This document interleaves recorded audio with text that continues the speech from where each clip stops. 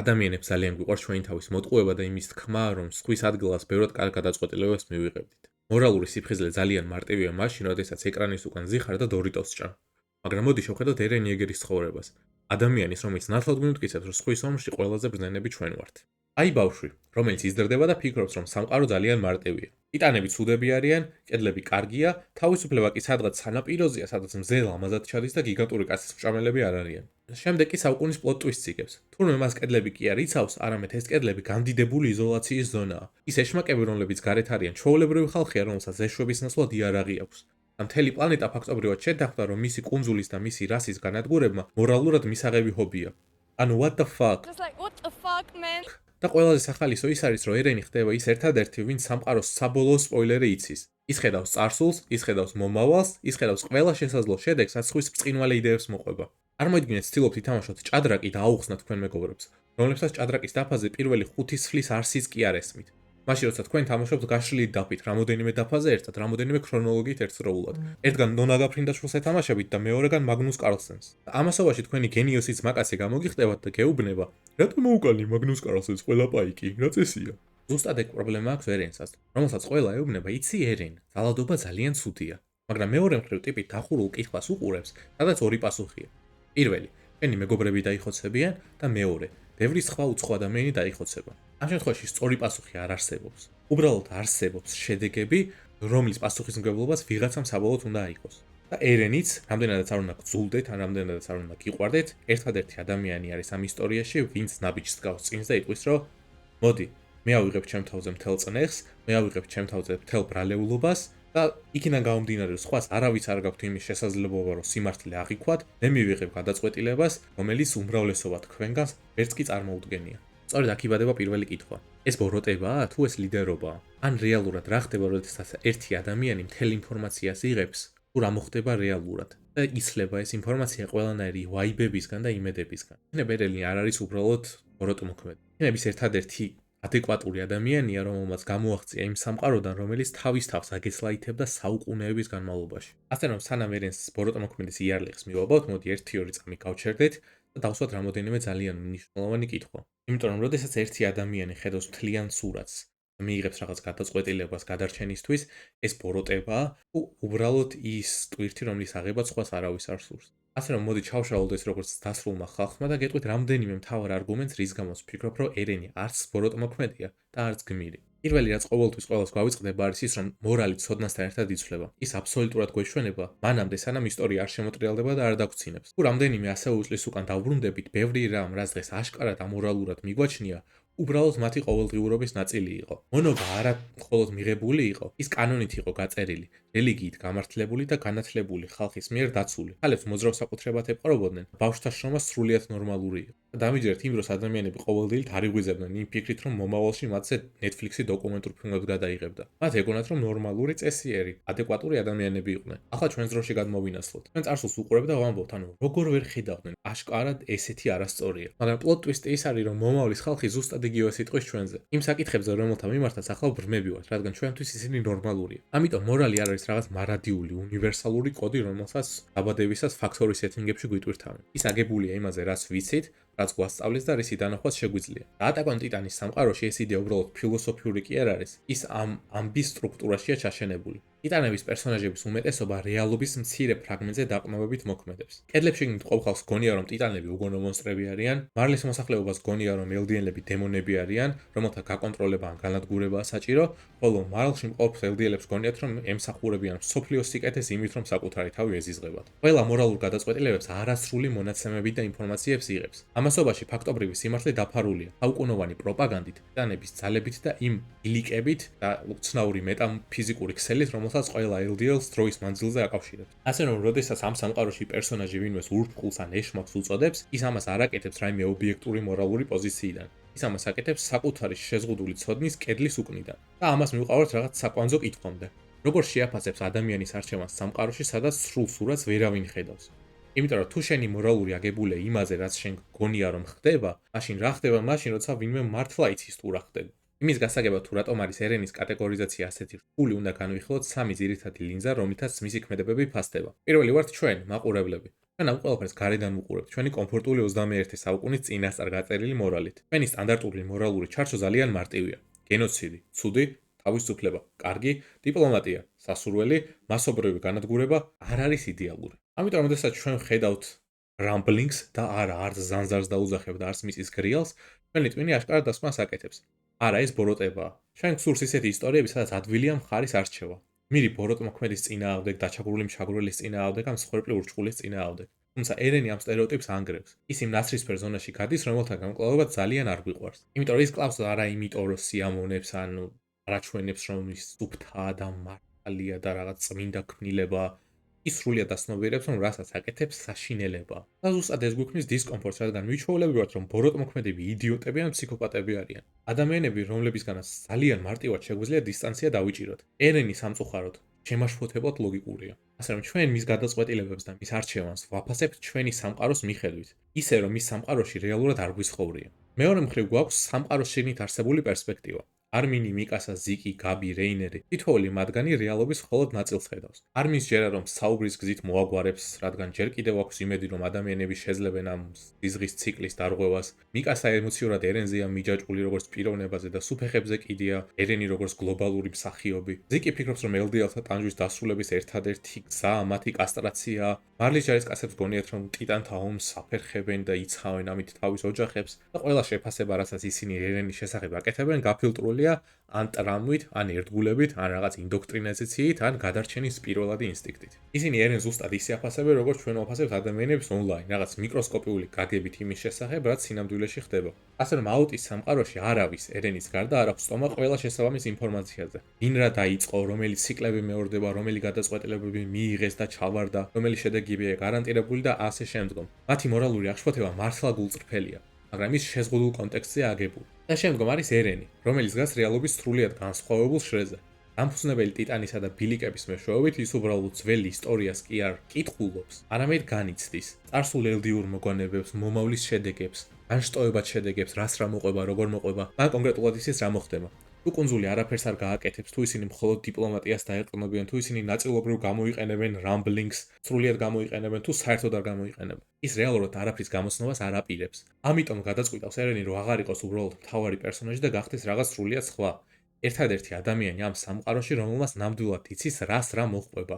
იცის ყველა არჩევანი, იცის ყველა შედეგი. ასე რომ სანამ არმინი და სხვები კამათობენ იმაზე, რასაც იმედოვნებენ, რომ იმუშავებს, ერენი მოქმედებს იმის საფუძველზე, რაც უკვე იცის, რომ არ იმუშავებს. და როდესაც მხოლოდ შენ გაქვს ასეთი დონის ინფორმაცია, კითხვა რეალურად ფორმას იცვლის. კითხვა აღარ არის, რატო გააკეთა მან ეს. არამედ კითხვა ხდება, ვის აქვს საერთოდ უფლება ან უნარი გადაწყვიტოს, რა გადაწყვეტილებებს ვიღებთ. და როდესაც მხოლოდ შენ გაქვს ისეთი დონის ინფორმაცია, კითხვა იცვლება. კითხვა ის კი აღარ არის, სწორი იყო თუ არა, რაც ერენმა გააკეთა. კითხვა არის, ქონდა თუ არა უფლება ან უნარი. ან ვისა აქვს უფლება და უნარი განსაჯოს ერენი. შემდეგ დაისმება კითხვა, ვინ ვართ ჩვენ? ჩვენ ის ვართ, რაც ვართ, თუ სხვა ვართ და ის ვინ არის ტვინი თვითონ. ასევე ერენს აქვს რადიკალური პასუხისმგებლობა, ანუ ცოდნის ტვირთი. ჩვენ უმეტესობას გონია, რომ პასუხისმგებლობა იმას ნიშნავს, რომ როჩევსდებით ბოდიში მოვიხადოთ. ან რაღაც შეცდომას რო დავუშვებთ, ჩვენი ვცადოთ ამ პრობლემის გამოსწორება. ასევე ვამბობთ, რომ ყველაფერს გავაკეთებ და იმედი გვაქვს, რომ ეს ყველაფერი საბოლოოდ საკმარისი იქნება, მაგრამ ერენი რეალურად ვაფშე სხვა თამაშს თამაშობს. მას საქმე აქვს საკუთარი ხალხის გადარჩენასთან, უძველესი ძალაუფლების სტრუქტურის დანგრევასთან და სამყაროსთან, რომელმაც მეტნაკლებად უკვე შეთანხმდა, რომ მისი რასა არ უნდა არსებობდეს. მის შემთხვევაში რადიკალური პასუხისმგებლობა უკვე იმას ნიშნავს, რომ თუ არ იმოქმედებს, მისი ხალხი დაიხოცება. თუ იმოქმედებს, სხვა ხალხი დაიხოცება. ასეა თუ ისე სისხლი ჩემ ხელებზე იქნება. ასე რომ მოდის ჯობს ავირჩიო ის შედეგი, სადაც ჩემი მეგობრები მაინც იქნებიან ცოცხალი. მას არ შეუძლია უბრალოდ თქვას, რომ კარგი, ამას სხვა მოაგვარებს და მე ფეხებზე დავიკიდებ. იქნებ სამყარო საბოლოოდ დამშვიდდეს და ხელები ჩამოვართვათ ერთმანეთს. ან იქნებ ცოტა მოიცოდოთ და საბოლოოდ ყველაფერი კარგად იქნება. ერენის შემთხვევაში ეს არ მოქმედებს, იმიტომ რომ ყველას სხვა, ვინც პრობლემა უნდა მოაგვაროს, არის ერენი. თუ არაფერს გააკეთებს, პარადისი საბოლოოდ განადგურდება. მისი ხალხი ან დაიბომბება, ან შეიჭრებიან, ან ნელ-ნელა ეკონომიკურ მონებად აქცევენ, ან ზიკი დააკასტრირებს. შემდეგი კვლავობა შიფტში გაიზრდება, ან საერთოდ ვერ გაიზრდება. და თუ იმოქმედებს, ბევრი უდანაშაულო ადამიანი, ижური მასშტაბით დაიხოცება, სამყარო მას საბოლოო ბოროტმოქმედად შერაცხავს და მისი საკუთარი მეგობრები შემოტრიალდებიან და ზურგში დანას ჩაარტყავენ. ამიტომ, როდესაც ხალხი ამბობს, სხვა გზაც არსებობდა სინამდვილეში გულისხმობდნენ, იქნებ არსებობდეს გზა, რომელიც ესეთ დისკომფორტს არ შემიქმნის ამ ანიმეს ყურებისას. მაგრამ თვითონ ამბავის ლოგიკის ფარგლებში მას შემდეგ რაც ერენმა ყველა გზა დაინახა, ის ძიძულებული აირჩიოს ცუდს და უარეს შორის. უმეტესობა ჩვენგანს უყვარს მორალურად ყოფნა, როდესაც არჩევანი შედარებით უმტკივნეულოა.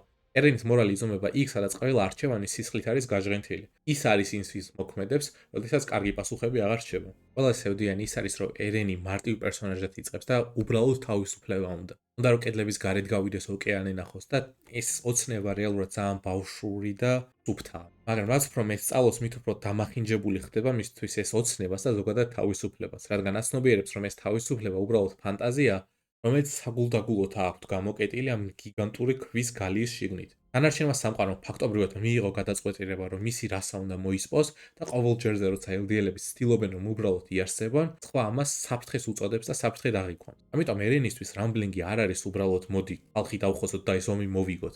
არა, რეალურად ეს არის თუ მთელი სამყარო დაჟინებით მოითხოვს, რომ მე არ მიმსახურებ არსებობას, მაშინ ან უნდა მივიღო მათი განაჩენი, ან უნდა გავანადგურო მაგათი უნარი აღასრულონ თავისი მიზანი. რამბლინგი ამ პერსპექტივით გამოდის კედლის დამანგრეველი ბოლო ქმედება. არა მხოლოდ ფიზიკური კედლების, როგორც არის მარია როზა და სინა, არამედ პოლიტიკური და ეგზისტენციალური კედელი, რომელიც ელდიერთა ირგვლივ, როგორც სახეობის ირგვლივ აღმართეს. თუ სამყარომ უკვე გადაწყვიტა, რომ შენ დამნაშავე ხარ დაბადების გამო, არ გაქვს უფლება, რომ იმავე მასშტაბით შეებრძოლო სამყაროს. ჩვენი პერსპექტივიდან ეს საშინელებაა. მისი პერსპექტივიდან ეს არის უბრალო შესაძლო სვლა დაფაზე. ერენის ლოგიკა არ არის მე გმირი ვარ და ეს მართალია. ის უფრო ახლოსაა, ეს მიუტევებელია. ამას მაინც გავაკეთებ და მივიღებ იმას, რომ ვიყო ბოროტმოქმედი. თუ ეს საჭიროა იმისთვის, რომ ჩემ ხალხს მომავალი ვუყიდო. ის არ ცდილობს, რომ სუფთად დარჩეს. ის ცდილობს უზრუნველყოს, რომ ვინმე საკმარისად დიდხანს იცოცხლოს, რათა ახსოვდეს, რომ მან ისინი აირჩია. და სწორედ ეს არის ერენის განსჯის მთავარი პრობლემა. როდესაც ცოდნა არათანაბარი ხდება, შეიძლება თუ არა, რომ მორალი დარჩეს თანაბარი. თუ ერთი ადამიანი ხედავს ყველას შესაძლო შედეგს, იცის, რომელი მშვიდობის გეგმა დასრულდება ხოცვა ჟეტლით და იცის, რომელი კომპრომისი მიიყვანს გენოციდამდე. მაშინ ჩვენ ვეღარ ვსაუბრობთ იმაზე, ვინც ვარაუდობს. ჩვენ ვსაუბრობთ ადამიანზე, რომელიც იღებს ინფორმაციულ გადაწყვეტილებას მონაცემებზე დაყრდნობით, რომელიც სხვას არავის არ აქვს. ანუ თუ ვინმე ხედავს ყველა სიცოცხლეს, რომელიც დაიკარგება, ყველა მეგობარს, რომელიც მოკვდება, ყველა ბავშვს, რომელიც გაიზრდება და ყველა ბავშვს, რომელიც არ გაიზრდება, ერთი არჩევნის გამო, იძენს თუ არა ის მეტ პასუხისგებლობას, მეტ ავტორიტეტს ან მეტ დანაშაულების განცდას. ამარ გადადის ერენის ზღვარს, როდესაც სხვების ნაცვლად იღებს გადაწყვეტილებას. თუ ის შედის იმ როლში, რომლის შესრულებას სხვას რეალურად არავის შეუძლია. ასევე მოწვით მოდით ემოციურ ქაოსს და შევხედოთ ატაკ on ტიტანის სამყაროს მექანიკას. ტიტანებზე თავდასხმარის ისტორია, რომელიც ძალიან ბევრ ციკლს მოიცავს. მაგალითად, მარლე ჩაგრავს ელდიას ძელიწოდვების გამო. ელდია ოდესღაც ჩაგრავდა მსოფლიოს ტიტანების მეშვეობით. ყველა თაობა, რომელიც იბადება, მემკვიდრეობით იღებს წინათაობის ტრამას და ისინი, ვინც ერთ დროს მსხვერპლი იყვნენ, მომავალში დამნაშავეებად იქცევიან. ეს არის შურისძიების ციკლი, წრე, რომელიც უსასრულოდ გრძელდება. არ გეცნობათ ეს ტექსტი. ვიცი ბანალურია, მაგრამ ნიცშე რეალურად ამ სამყაროს შეხედავდა და იტყოდა. ისტორია მეორდება, რადგან არავინ არაა საკმარისად ძლიერი, რომ მას ფორმა შეუცვალოს. მისი ზეადამიანის კონცეფცია არ არის ის, ვინც მორალს მიყვება. ეს არის ის, ვინც ქმნის მორალს, ვინც ამსხრობს ძველ წესრიგს ახლის შესაქმნელად. შექმნან გრევის გზით. და სწორედ ამას აკეთებს ერენი. ის არ პასუხობს ციკლს, ის აწარმოებს მოლაპარაკებებს მის ფარგლებში. ის ასრულებს მას. ყველა სხვა პერსონაჟი ცდილობს წესიარების ფარგლებში გადარჩეს და ერენი მთლიანად ცვლის სამთამაშის წესებს. და ეს არ ხდება იმიტომ, რომ წმინდანია, ან იმიტომ, რომ გმირია, არამედ იმიტომ, რომ უარს ამბობს მემკვიდრეობით მიღებულმა ისტორიამ განუსაზღვროს მომავალი. სწორედ აქ ხდება ნარუტოს მაგალითი წარმოუდგენელად აქტუალური. ნარუტოში პეინი ამბობს, რომ მისი მიზანია ტრამის მეშვეობით მშვიდობის შექმნა. თუ ყველა იგრძნობს ერთსა და იმავე დამანგრევალ ტკივილს, ისინი საბოლოოდ გაუგებენ ერთმანეთს. მისი ლოგიკა რა არის? საერთო ტანჯვა ასრულებს ომს. ხალხი აცნობიერებს, რომ კონფლიქტი ზედმეტად ძვირია. მაგრამ პრობლემა ის არის, რომ პეინი საკმარისად შორს ვერ მიდის. ის იწვევს ტკივილს, მაგრამ ვერ არღვევს ამ ციკლს. მისი სიკვდილის შემდეგ სისტემა იგივე რჩება, შინობის სამყარო აგრძელებს იგივე მეტოქეობით და დაუნდობლობით არსებობას. და ირონიულია, რომ მადარა, შემდეგი ბოროტმოქმედი, რომელსაც საქმე უფრო შორს აპოკალიფსურ ტერიტორიებამდე მიყავს, არის ის, ვინც ქმედებებით საბოლოოდ აიძულებს სოფლიოს გაერთიანდეს. ნინძების მეოთხე დიდი ომი იმდენად კატასტროფულია, იმდენად აბსურდული და იმდენად ურთიერთგამონადგურებელი, რომ კაცობრიობა ფაქტიურად ამბობს: კარგი, ხო, საკმარისია. იქნებ თანამშრომლობა არც ისეთი ცუდი იდეაა. მშვიდობა, რომელსაც ნარუტოს დასრულების შემდგომ ხედავთ, არის ის, რაც პეინის ოცნება იყო. და მადარას უნებლიე შედეგი. კატასტროფიული ძალადობა, რაც არ უნდა სუდად ჟღერდეს, გარკვეულ დონემდე არ ესტარტებს მთლიან სისტემას. და ზუსტად ეს გადატვირთვის ღილაკი კი არის ერენ იეგერი. ერენი ნგრევას არ ქმნის თავისთავად. ის ნგრევას ქმნის იმიტომ, რომ სამყარო უარს ამბობს სხვაგვარად შეცვლაზე. მას არ სჯერა, რომ ეს დასჯა გაკვეთილს ასწავლის სამყაროს. მას სჯერა, რომ მუდმივი აგრის ვარიანტების წაშლა ერთადერთი სიცოცხლის უნარიანი გზაა. როდესაც ხალხი ამბობს, ენეს მოლაპარაკება უნდა ეცადაო, ერენამდე რამდენმა ადამიანმა ცადა დიპლომატია, გინდ პოლიტიკურად, გინდ ემოციურად და გინდ პიროვნულად. მაგრამ სამყარომ უკვე გადაწყვიტა, რომ შენ არასწორი სისხლით დაიბადე, შენი თავისუფლება საფრთხეა. შენ უნდა შეიკავო თავი ან განადგურდე. შენ ან ჯაჭვებში უნდა გამოგამწყდიო, ან საბოლოოდ გაგანადგურო. ამიტომ ერენ ირჩევს ერთადერთ ვარიანტს, რომელიც რეალურად ცვლის ისტორიის ტრაექტორიას. სამყაროს სრული წაშლა, ახალი სამყაროს არსებობის იზოლება. ამ პერსპექტივიდან ბოროტ მოქმედი გაანადგურებდა უმიზნოდ. ხოლო რევოლუციონერი ანადგურებს იმიტომ, რათა შექმნას სივრცე რაღაც ახალისთვის. ერენი რეალურად არ არის ქაოსის მომტანი, ის არის ადამიანი, რომელიც ასრულებს ისტორიას, რომელიც 2000 წლის განმავლობაში მეორდებოდა. რათა სხვამ შეძლოს რაიმე განსხვავებული დასაწყისის დაწერა. მაგრამ რეალურად ნგრევა ხო ამორალურია? კი, რა თქმა უნდა და შემზარავია, მაგრამ თუ სტატუს კვო უზრუნველყოფს გენოციდურ ძალადობას, სისტემატიურ ჩაგვრას და შურისძიების გაუთავებელ ციკლებს, მაშინ სტატუს კვოს შენარჩუნებაც შემზარავია. უბრალოდ უფრო ჩუმი და უფრო ხანგრძლივი. ერენის არჩევანი არ იყო აქ რეალურად მშვიდობა ან ძალადობა. ეს არის ერთი შემზარავი გადატრიალება თუ 1000 პატარა საშინელება სამუდამოდ გაწელილი. ზოგი ფილოსოფიური გადმოსახედიდან მორალი აქ არააქტუალურია. კითხვა ხდება, ვის აქვს ნება გააკეთოს ის, რაც აუცილებელია, როდესაც ყველა სხვა გადაწყვეტილების მიღების შიშით არის შეპყრობილი. მოკლედ, ერენი აკეთებს იმას, რისი გაკეთებას ეინს უნდოდა და შემთხვევით გააკეთა მადარამ. ის ასრულებს ომს, ისტორიას იმით, რომ ისტორიის გაგრძელებას შეუძლებელს ხდის. ეს არის შექმნა მიღწეული ძალადობრივად, არასრულყოფილად, მაგრამ უდავოდ მიღწეული. თანა ბოლოში გავალ კიდე ერთ ფაქტს ვიტყვი, რომ ძალიან სასაცილოა, რა თავდაჯერებულობით ამბობენ ადამიანები. ის რა ქვია, სინამდვილეში ერენმა მარცხი განიცადა, იმიტომ რომ იქ ანიმე რომ მორჩა ბოლოში რაღაც კადრები რო არის, იქ ათასობით წლის შემდგომ ომი მაინც არსებობს და მაინც დაინგრა ელდია. ხო, დიახ, აი წინვალე დაკვირვება, უმაღლესი დონის აზროვნება. ამ ლოგიკის გამოყენებით არც ერთმა ექიმმა არ უნდა უკურნალოს ავადმყოფობას, იმიტომ რომ დაავადებები მაინც იარსებებს 2025 წელს და დაიკიდე ბარემ რა. არც ერთი აქტივისტი არ ებრძოლოს უსამართლობას, არც ერთმა მეხანძრემ არ ჩააქროს ცეცხლი, იმიტომ რომ ცეცხლი ხო კიდე გაჩნდება რა, რა მნიშვნელობა აქვს. თუ მარადიული ტანჯვის თავიდან აცილება მორალური ლეგიტიმაციის მოთხოვნაა, მაშინ გილოცავთ, ანუ კაცობრიობის ისტორიაში ყველა ადამიანი, ვინც კი ყოფილა მხეცია. რეალურ ცხოვრებაშიც კი მშვიდობა არ ვითარდება რაღაც მოტივაციური პოსტერებიდან. ის მოდის გადატვირთვისგან წერტილიდან, სადაც ძველი წყენების ჟანგბადს კარგავს. ერენმა მოახდინა ეს გადატვირთვა, მან არ შექმნა მარადიული მშვიდობა, მან შექმნა შესაძლებლობა რაღაც უკეთესის, ვიდრე უსასრულო გენოციდის ციკლი იყო. მან თავის სამყარო გამოგლიჯა მისი დეტერმინისტული საბედისწერო სპირალიდან და თქვა, რომ სადე თავიდან ოღონდ გთხოვს ხვანაირად რა.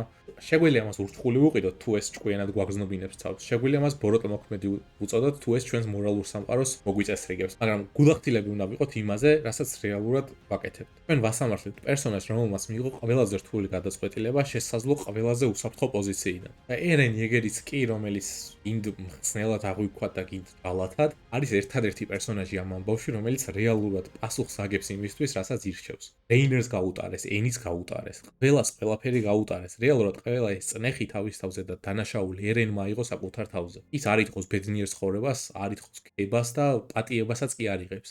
სამაგიეროდ იღებს ტვირთს. ციცრუეზე, ტრამვაზე და მემკვიდრეობით ძალადობაზე აგებულ სამყაროში ერენი საბოლოოდ გამოდგა ის, ვინც საბოლოოდ შუაზე გატეხა ციკლი. არა სუფთად, ნამდვილად, არანაირად მორალურად, მაგრამ ეფექტურად. ასე რომ არ არის გმირი. ის არის ადამიანი, ვინც გააკეთა ის, რისი განხილვაც ყველას ეშინოდა. რეალურად პასუხი იმაზე ერენი ბოროტ მოქმედი იყო თუ არა, ძალიან სულელური მგონია. ჩვენი ციკლიდან კი იყო, ელდიის ციკლიდან არ იყო. ანუ არ არის ეს შავი და თეთრი. ერენი იყო ბოროტ მოქმედი ბევრისთვის, იყო ცნელი ბევრისთვის და საყვარელი პერსონაჟი ბევრისთვის და აუტანელი პერსონაჟი კიდევ უფრო ბევრისთვის. რეალურად პასუხი საბოლოოდ იმაზე იყო თუ არა ერენი ბოროტ მოქმედი ან მორალურად გამართლებული უადგილო. ვერასდროს ჩვენ ამ კითხვაზე პასუხს ვერ გავცემ. ასე რომ ბოდიში რომ ამ ვიდეოს ყველა გაყურებინეთ, ბევრები დატყანეს საბოლოოდ. პასუხი არ არსებობს, მოკლედ რა, დავიშალეთ. უიხო და გამოიწერეთ არხი რა, შემდეგზეც დავდებთ რაღაც ვიდეოს, სადაც იგივენაირად დაგახარჯინებთ დროს რა.